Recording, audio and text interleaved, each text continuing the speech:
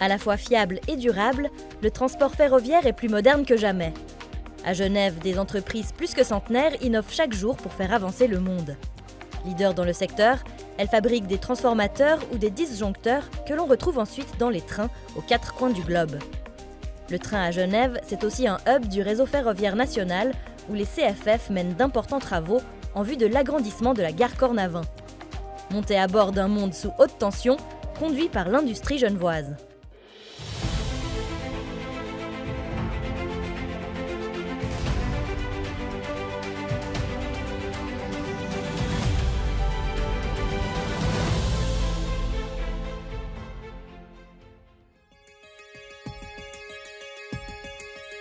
Premier arrêt chez Hitachi Energy à Satigny. Sur ce site industriel sont fabriqués des éléments indispensables à la transformation de l'énergie en mobilité. Nous avons trois activités principales. La première est de fabriquer des transformateurs de traction, donc ces transformateurs qui vont sur les trains. La deuxième est bien sûr de faire le service et la maintenance de ces transformateurs. Et la troisième activité que nous avons développée depuis une dizaine d'années est tout ce qui est lié à l'électromobilité, notamment la manière de recharger des bus électriques ou des camions électriques. En rachetant la société Power Grids à ABB en 2020, le groupe japonais a acquis un savoir-faire historique. Notre histoire date de 125 ans. Dans le groupe Hitachi, l'histoire date aussi de plus de 100 ans. Donc les deux sociétés cumulées ont une histoire de plus de 250 ans et principalement aussi dans le domaine du ferroviaire. Le fait de rejoindre le groupe Hitachi nous ouvre pour nous aussi des nouveaux marchés, notamment le marché japonais et des marchés aussi qui sont financés par les institutions japonaises. Et d'un point de vue compétences techniques, bien sûr chez Hitachi, les métiers technologiques sont très nombreux. On parle de composants comme des semi-conducteurs jusqu'à la fabrication de trains. Parmi les pièces fabriquées, les transformateurs, un élément clé pour rendre la haute tension, source d'énergie, utilisable pour les trains. Assemblés à Genève, ces transformateurs équipent les trains régionaux comme les grandes lignes du monde entier. Vous retrouvez ces véhicules partout dans le monde. En tout cas, partout où on retrouve une électrification du rail. Quoique, même non électrifiés, vous pouvez trouver des transformateurs qui seront ponctuellement utilisés pour charger les batteries de train pour la décarbonisation. On peut dire que Genève fait avancer le monde, ou tout au moins y contribue. Pour rester leader dans ce domaine, l'innovation et la fiabilité sont incontournables, mais ce n'est pas tout. Il ne suffit pas de vendre un appareil, c'est un système, et pour ce faire, vous devez communiquer avec tous les échelons d'intégration de votre équipement dans le véhicule. Et surtout, évoluer dans le bon sens voulu par la technologie et les opérateurs. Ne jamais oublier que le ticket que vous payez dans le train, c'est en partie dû au coût des équipements. Et c'est là-dessus qu'on est évalué. Du ferroviaire à l'électromobilité, il n'y a qu'un pas. Hitachi Energy est d'ailleurs l'un des partenaires du bus électrique Tosa qui circule à Genève et s'exporte jusqu'en Australie. Une réussite qui illustre l'ambition de devenir un acteur majeur de la mobilité décarbonée.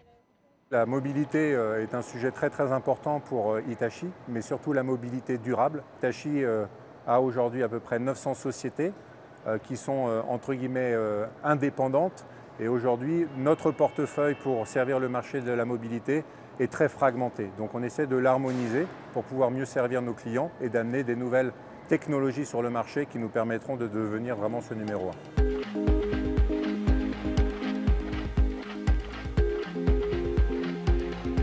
Prochain arrêt, gare Cornavin. Un lieu emblématique sur le point d'évoluer. Alors l'ambition, c'est de créer une gare souterraine.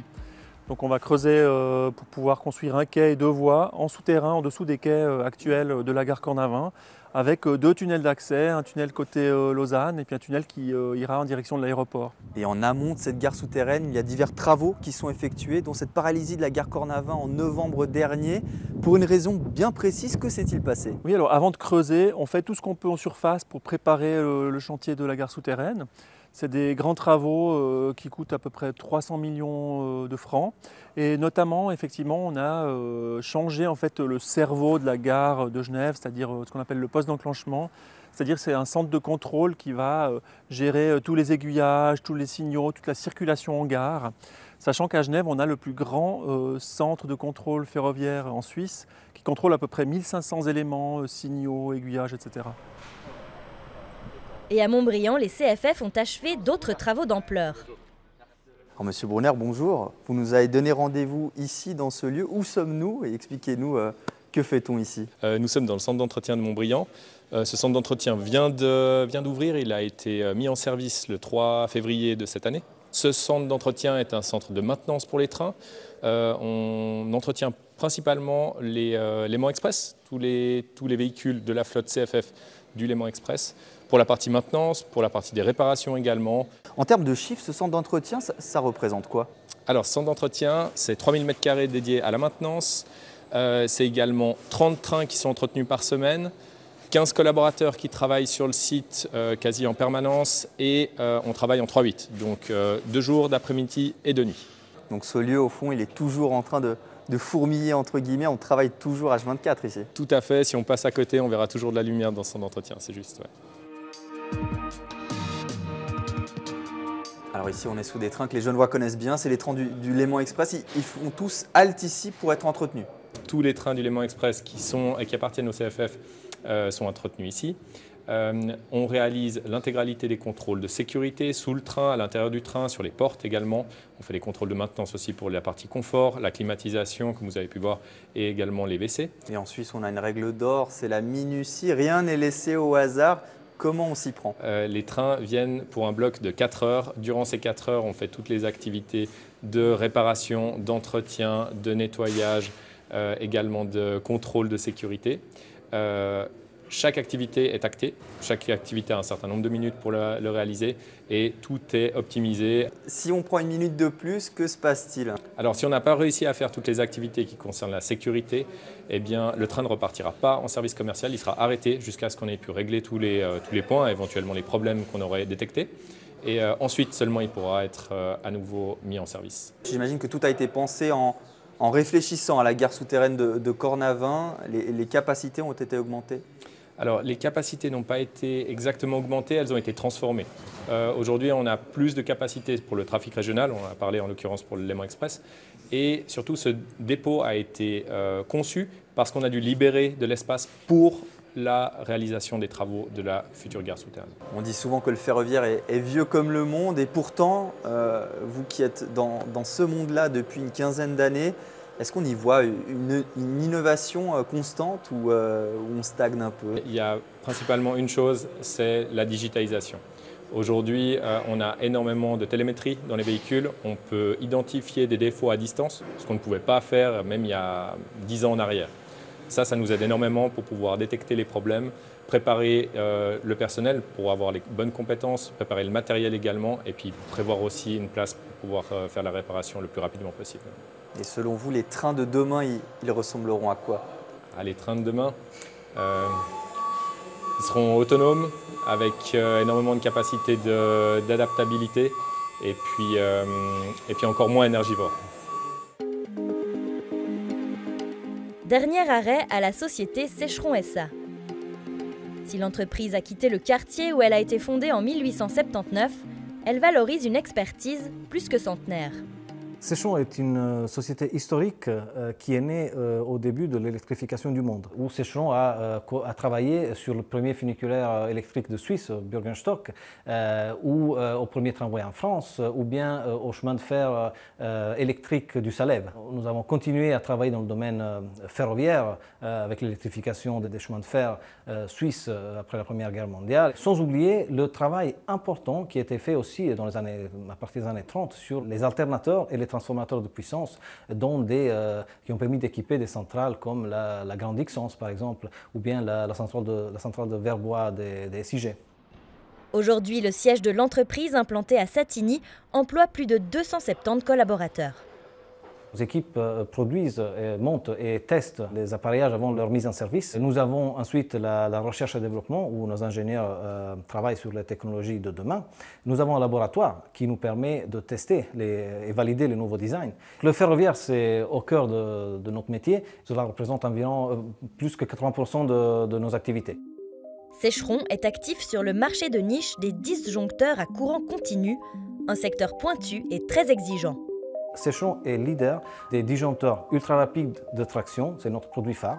Pratiquement chaque tram en Suisse est protégé par un disjoncteur Sécheron. Pour les grandes lignes qui sont, elles, alimentées en courant alternatif, nos composants se trouvent dans plein de locomotives CFF. Les disjoncteurs que nous faisons ont le même rôle que les disjoncteurs domestiques, avec la différence que les disjoncteurs que nous avons à la maison ont des fusibles à 5-10 ampères, alors qu'ici, nous sommes confrontés à des énergies 1000 fois plus importantes pour avoir un ordre de grandeur. Le fond est le même, c'est qu'on doit interrompre des courts-circuits de plusieurs centaines de milliers d'ampères, et ça, en 20 millisecondes, c'est-à-dire un claquement de doigts.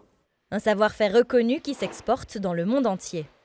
Les solutions proposées par Sécheron trouvent des applications dans d'autres domaines, comme la production des énergies renouvelables. Mais le premier enjeu reste la décarbonation de la mobilité. Je ne sais pas si le monde de demain sera uniquement ferroviaire, mais une chose est sûre, c'est que ce sera électrique. Sécheron pourra certainement jouer un rôle majeur dans le développement de solutions au service d'une mobilité durable pour le transport des personnes et des marchandises. À travers l'industrie ferroviaire, un peu de l'héritage industriel du 19e siècle reste bien vivant à Genève. Et si les trains suisses sont si ponctuels, c'est aussi grâce à la fiabilité de composants Made in Genève. Chaque habitant en Suisse parcourt en moyenne près de 2500 km en train par année. Un record européen et un engouement que nous partageons avec le Japon. En Europe aussi, le train se développe. Il est prévu de tripler le trafic ferroviaire à grande vitesse et de doubler la part du ferroviaire dans le transport de marchandises à l'horizon 2050. Aux avant-postes des transports décarbonés, les entreprises genevoises prennent une part active à la mobilité de demain.